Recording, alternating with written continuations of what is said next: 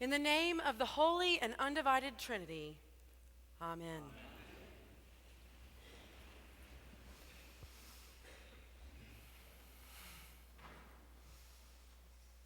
It smells good up here. It does. It smells good up here today, that incense. Good job. That smells great. One of the things I love about this place and about getting to be up here with you, but one of the things I love about this place and about our tradition, about the way we come together and seek out that divine mystery, the way that we seek God in this place, is that we do it in such a way as to engage all of our senses. You know, we incorporate smell and the sights, and not just, the sound of the words and the liturgy and the music, but also the touch of the peace and the taste of the bread and the wine. When we come here, we bring our whole selves, engage our whole selves in this kind of corporate enterprise of figuring out where God is with us and among us. So this morning, I was invited here to talk to you about what resurrection means to me, what Easter means to me. And so I bring before you something for your sight, for your vision. This image here. Open it up, take a look. Last week we got to see Josh Hill and hear him, and he presented an image of a resurrection Christ, a strident, unsullied, wonderful resurrection image. And today I'd like to talk to you for a few minutes about this one. This is an icon. This is the Orthodox icon of the resurrection called the Anastasis. And if you know anything about icons, they are written and you can be taught to sort of read icons. They're not at the whim of the individual painter. They're not sort of done just based on emotion or feeling. No, this is a type. This is a theology, a visual theology that has been designed and refined. And everything in this image is designed to teach us something about the resurrection. It is to be a window into that divine kind of ineffable mystery, something we can look at and contemplate over time and let that mystery deepen into us. That's what iconography does for us. So here, we look at this image. We see Jesus Christ in the middle between two kind of craggy mountains and wearing a full body halo, a mandala. And when we first look at this, if we were kind of versed in seeing icons throughout the whole liturgical year, one of the things we'd notice is that this scene, this Jesus in between these two mountains, looks a lot like the icon for baptism. Jesus standing in between these kind of two craggy mountains. But in the icon for baptism, Jesus is kind of descending and going into the water, and God's favor is coming down with a dove kind of descending upon him. In this image, Jesus isn't going down. Jesus is coming up. And Jesus is coming up out of this murky depth that we see that looks a little like water. And when we look down in there, that murky depth that's kind of blue, you can see some locks, some keys, some chains. You can see some doors that are busted open. And that is supposed to be hell. After Jesus died, the tradition telling us that Jesus defeated death. And so there we see the doors are busted open. All the locks and chains of sin and death that bind us have been broken. And there's this murky little figure down in there, all bound up. That's a personification of death, being bound and defeated. And Jesus has stridden over it, just risen over it. Anastasis in Greek means standing up or raising up, resurrecting. And Jesus has come over it, and as Jesus bounds up out of that depth, Jesus is lifting two people out of their tombs, just raising them right up. And that is Adam and Eve, symbolic of Jesus' death, defeating all death and raising us all up, bursting out of their tombs, raising up Adam and Eve. And gathered around him, we can see on one side David and Solomon and John the Baptist. And on the other side, we see Adam and Eve's son Abel, the shepherd. And we see Isaiah and Jeremiah. And it's this great kind of cloud of witnesses in this space for us. So much about what the resurrection means for us, what Easter is in this image. And every little corner you could over time deepen into another kind of idea about what is going on in our faith in this holy mystery of God.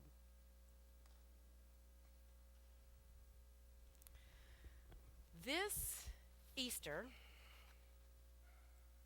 I attended a funeral shortly after Easter. And I'll say this, I think all funerals are difficult, each for different reasons. This one was difficult for me because it was a funeral of a young person, and it didn't make sense. It felt like it shouldn't have happened. It felt senseless in the truest meaning of that word.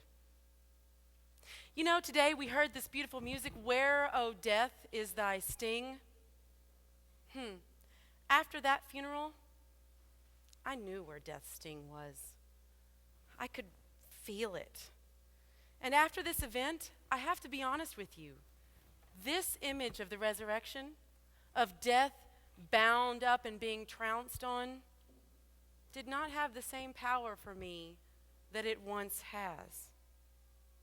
This image of death being bound and cast out didn't resonate with me this Easter season because it just hurt. And if you've walked in grief, maybe you know this feeling, that sometimes it doesn't feel like death has been bound and already defeated, that pain and fear and death can still reach out and touch us and hurt us in some ways. And I began to realize that this image this year is not my functional image of the resurrection. It's good and it works, but this year, this is not the functional image for me. It's not working for me.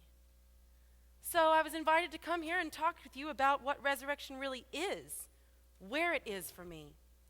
And I realized I do have an image that's working with me and in me this Easter season. And it's an image that's pretty familiar. It's an image that I can see when I look through my photo albums. It's an image that I get in my mailbox. And you know what? It's an image that many of you see when you flip and scroll through your photo albums and when you open your mailbox too. Because it is right here. It is this image. This is the Jesus of my Easter this year. This is the image of the resurrection that is working in me. And I realize that one of the gifts of getting to be out there with you all, trying to, hang out in the ejection section and figure it all out, is that I get to sit up here and look this way week after week and over the years and let this image work its power in me. This Jesus. It's not just the Jesus that, kind of photobombs our family albums. I love to see, how wedding photographers figure out how in the world, how much of the Jesus are they going to get in the picture? Is it just going to be his toes or the whole thing or where it is? And I love this Jesus, y'all. This Jesus says so much to me. And some Sundays when I'm out there in the 10:30 here with you all and I'm trying to sit on everybody and trying to help them be quiet and figure it all out, I look up here and I take a deep breath. I get a moment to look up at this Jesus, and I feel like this Jesus is saying, all right, simmer down now. You got it. Come on, boys, simmer down. And then there's other moments when I've been able to steal away and I get to sit with the 8 o'clockers. They're a slightly different crowd than you all. And I get to sit with the 8 o'clockers and I look up at this Jesus and I feel like this Jesus is saying, y'all know the words, wake up.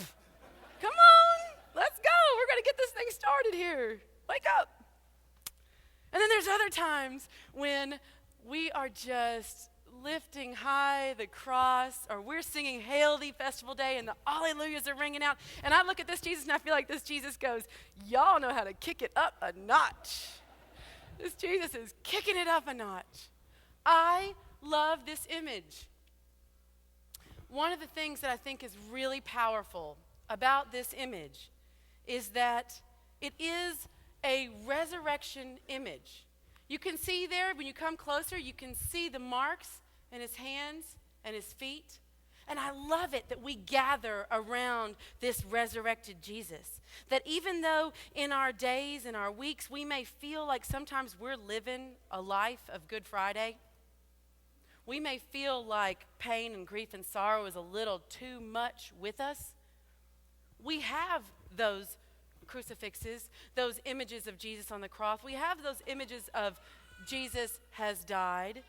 But where we live is Christ is risen. That's where we live and where we gather. The image that we gather around is the good news of Christ is risen. But it's not just Christ is risen, is it? Some days I think you can look at this image and think, this is not just Christ is risen. This is also Christ will come again. This one could be both. It's a little bit ambiguous. It could be Christ of the resurrection ascending into heaven, and it can also be the Christ who comes again.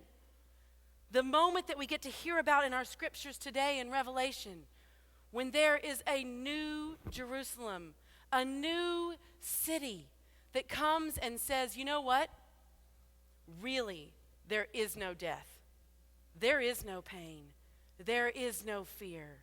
It's that moment of hope that our tradition gives to us to break into and speak into those Good Fridays and all those moments that we feel maybe doesn't feel like death has been defeated.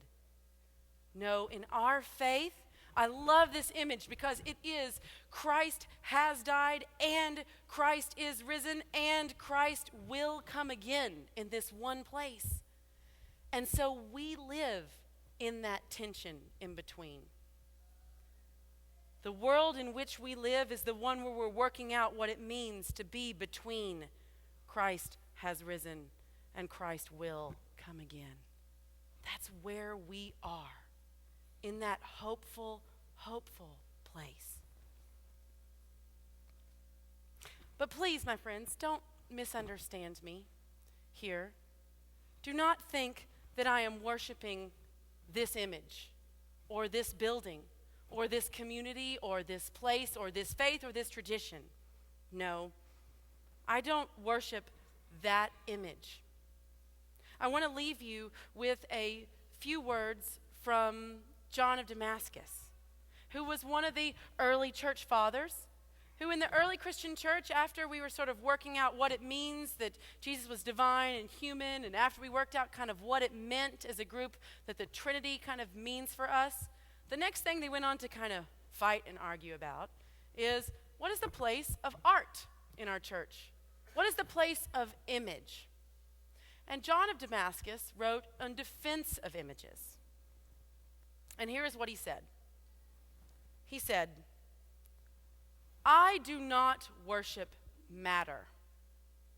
I worship the God of matter, who became matter, so that through matter, my matter may be redeemed. It's a lot of matters, isn't it? Let me tell you what that means for me.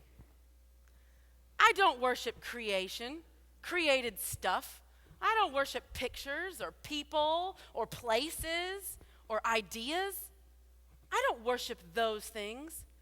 I worship the God who created all those things, the God who is just shot through all those things, the God of all those things, who in God's own wisdom decided to become created, became infleshed like me, so that it is through the very stuff, the atoms and sinews of things like me, that God has blessed me, redeemed me, made a path for me to connect to that very stuff of holy being that makes it all move.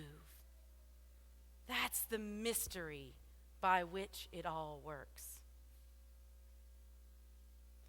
So I look forward to hearing, brothers and sisters, your stories about this Jesus.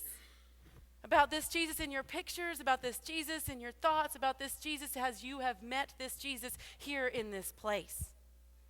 And my hope is this morning, as we approach, as we come up, as we look at this Jesus, what we see is a God who meets us where we are, in this place. No matter what we think or what we're wrestling with, where we are in this Easter season, I hope what we see here is a God who meets us here in this place, because to God, we matter. Amen.